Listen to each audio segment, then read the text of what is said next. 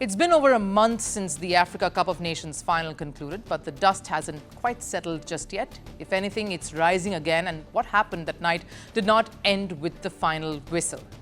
It followed the players into the tunnel, it followed fans outside the stadium, and now it has followed two nations into a diplomatic standoff. Senegal and Morocco, two countries that have long called each other brothers, now locked in tension. And the reason? Jailed Senegalese supporters.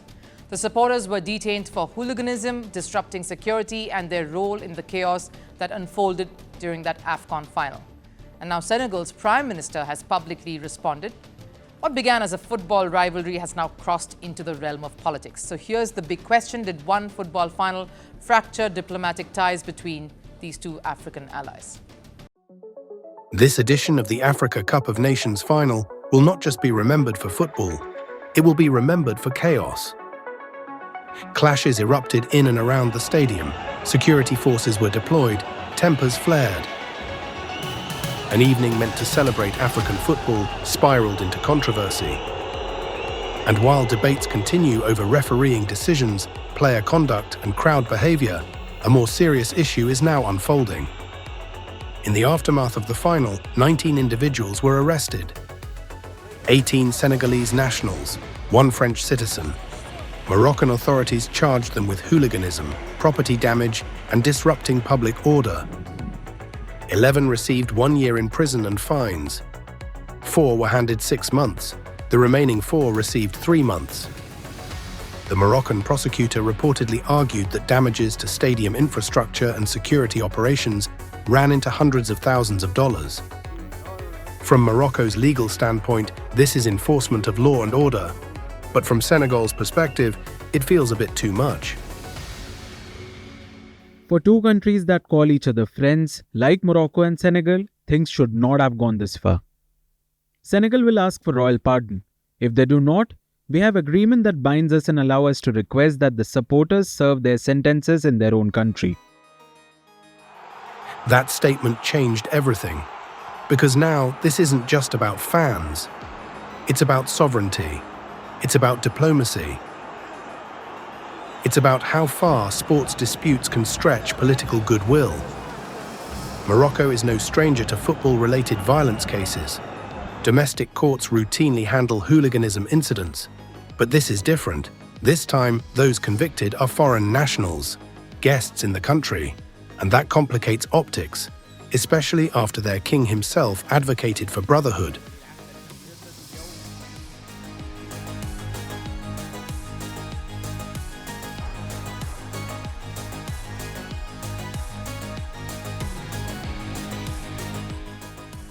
But reconciliation must now coexist with legal process. So here's the grey zone. Should Morocco treat foreign offenders differently? Or would that undermine its own legal system? Because if the state softens punishment due to diplomatic pressure, what precedent does that set? Because let's be honest, violence has no place in sport. Whether it's in Europe, South America, or Africa, hooliganism damages the very fabric of football. Stadiums are meant for passion, not destruction. Punishment must be firm to deter repeat incidents.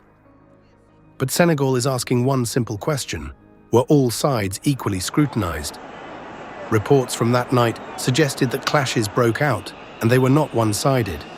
There were altercations involving supporters from both camps. Security forces intervened in multiple sections. So the debate now shifts to fairness. Diplomatically, both countries have deep ties.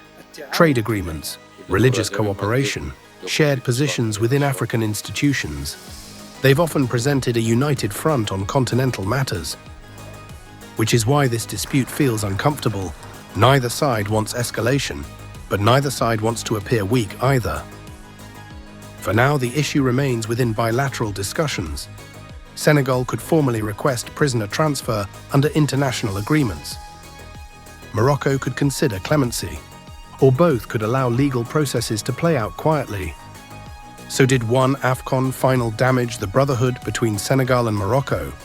Or is this simply a difficult chapter that will eventually pass? Maybe the real negotiations have just begun. The Narayan Hiti Palace was lit for dinner. The royal family gathered. Laughter echoed through marble halls.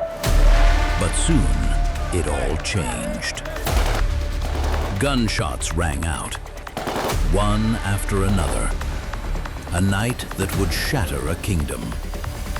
In hours, the royals were assassinated. Not in a war or a coup, but in a massacre inside the palace walls. Catch the full story on The Assassination, Saturday at these times.